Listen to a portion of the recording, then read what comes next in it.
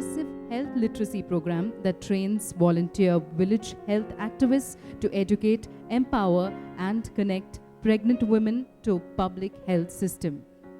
The impact has been astounding. Within 3 years of intervention, maternal mortality rate has decreased by 93% and newborn mortality rates by 66% in almost 1,000 villages in the state of Uttar Pradesh, India. She is a life coach and wellness consultant. She received her life coach training with CTI Singapore. She assists organizations and individuals with their life and wellness goals by coupling her training as life coach with a unique evidence-based approach to wellness. She writes a regular column called as Wellness Sutra for Mint, the leading business newspaper in India.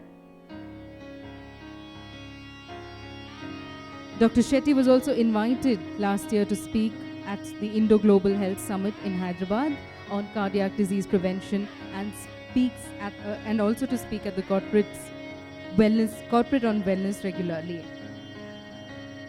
Prior to her working as a life coach and wellness consultant or journalist, she worked in business development with SmithKline Mumbai, and she was responsible for researching in licensing opportunities in the US, Europe, and Japan, and assisted in the negotiation of licensing deals and facilitation of new product launches. There's so much to talk about her. We have Dr. Sujata Kelkar. Thank you so much. In her blog, she believes that maintaining a healthy lifestyle can be fun and attainable. She likes to unwind with making homemade peanut butter. So anybody wants the recipe for that, please go in and ask her. In 2014 December, she successfully completed a largest bike ride, a tour of the Nilgiris, 900 kilometers tour from Bangalore to Munnar, and continues to be pursuing several sporting events, and she's currently training for half Ironman in the Phuket this November. Namo also runs a very famous Kinkini Art, a successful gallery for contemporary Indian art in the city, and she founded this well-known art gallery with her husband. So that's Namukini for you. Next we have Neha Bagaria. Neha founded Jobs for Her to reverse female brain from within the Indian workforce.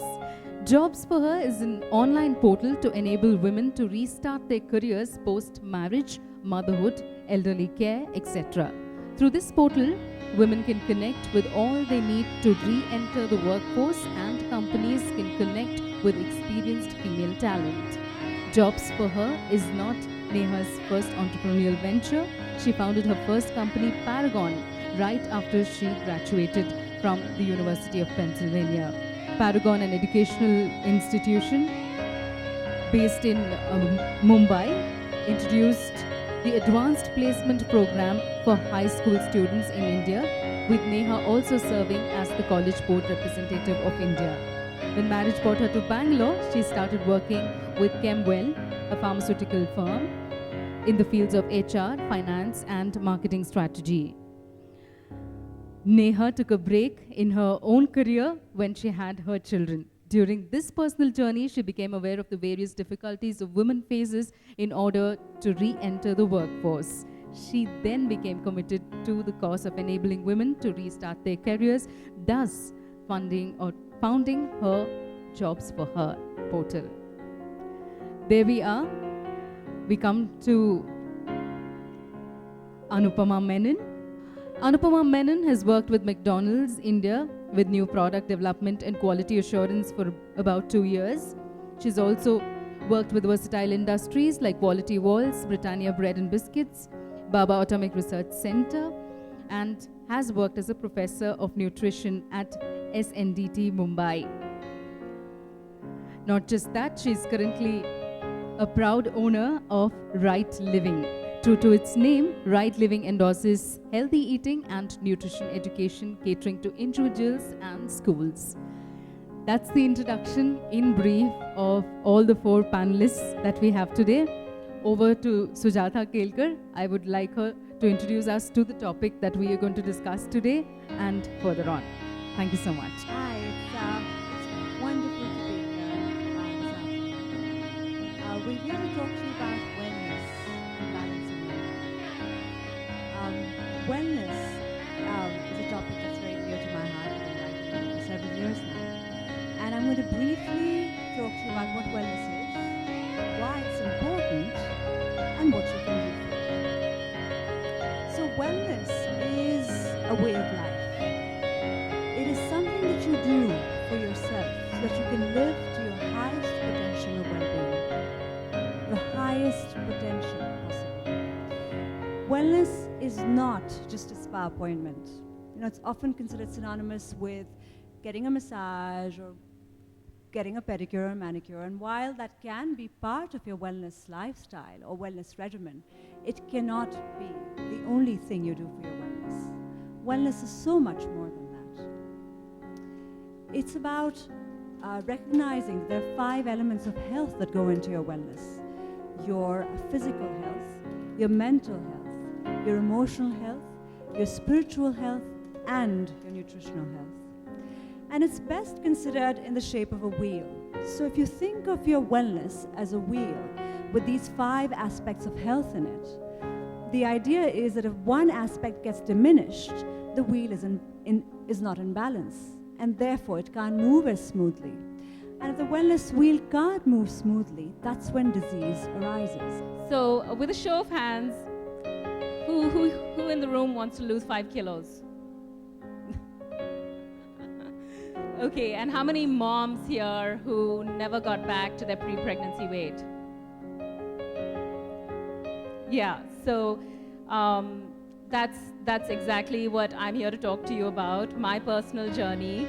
I have 2 daughters. They are 5 and 9 years old, and as wonderful as they are, I put my body through quite a journey, and I gained not 10, not 15, not 20. I gained 30 kilos between my 2 pregnancies. And of course, that was quite a shock it is quite a shock to your body to gain nearly half of your weight, and you end up at 1.5 times your weight, you know. And culturally, that seems to be fine in India.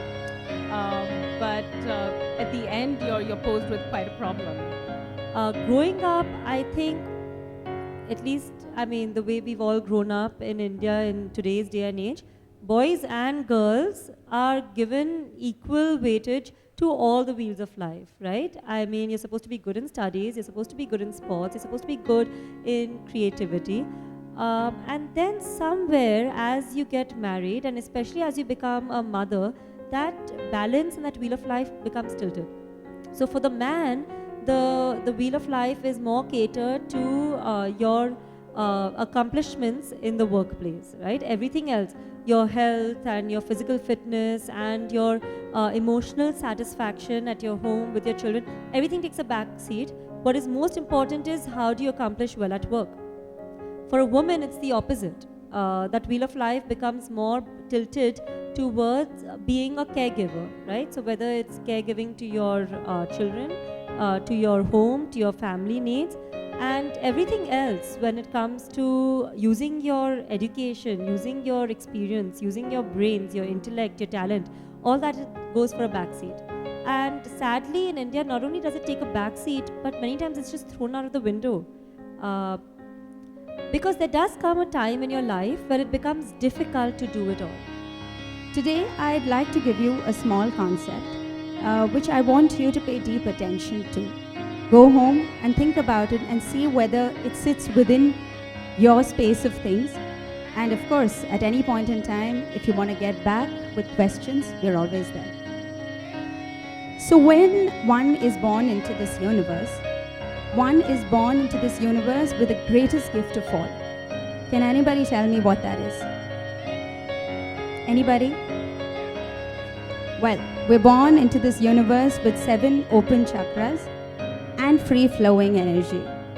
So at that point in time, there is nothing more powerful than that human life. And we should be thankful that we are here with this human life, where we have the power to do a lot, probably don't realize our own potential.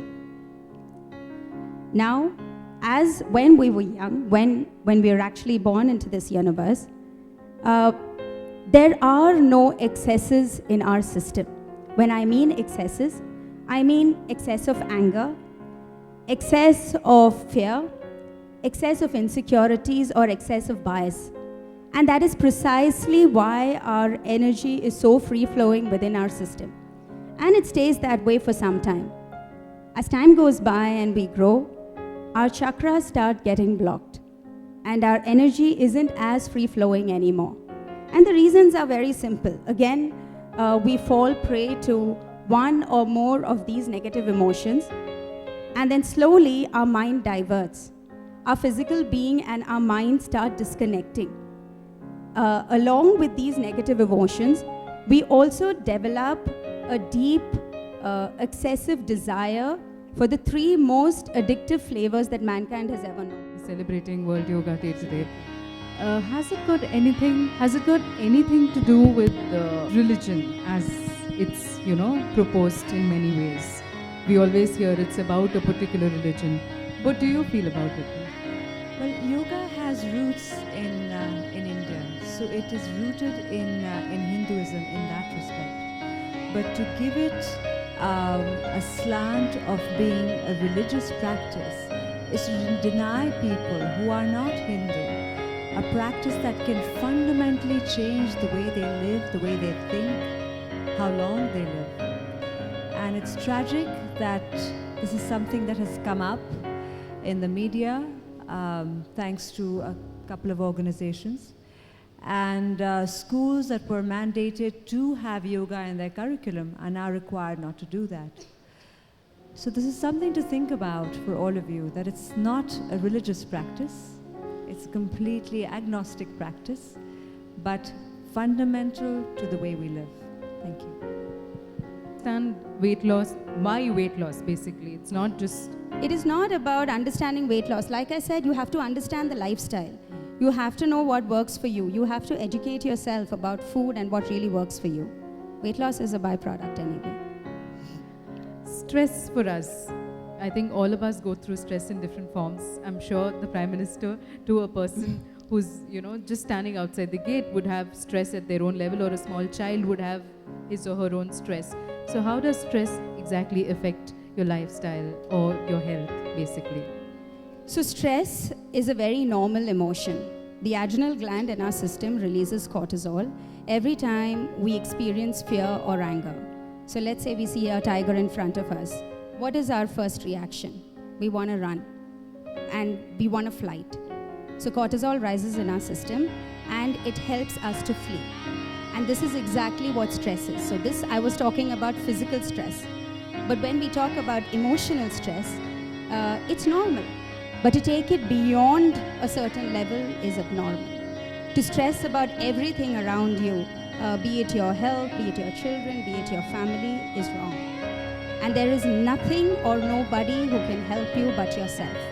Behavioral changes are most important in keeping your cortisol levels down. So when you are highly stressed, the adrenal gland releases a lot of cortisol, which affects your health in all the possible bad ways. Thyroid gland and the adrenal gland completely help or induce the metabolism in your system. So if there is too much stress, the adrenal gland releases a lot of cortisol, and over time, the adrenal gland itself experiences a lot of fatigue. It is at this time that your metabolism goes for a toss, and we start feeling tired and fatigued and reach a state where there is a complete metabolic shutdown.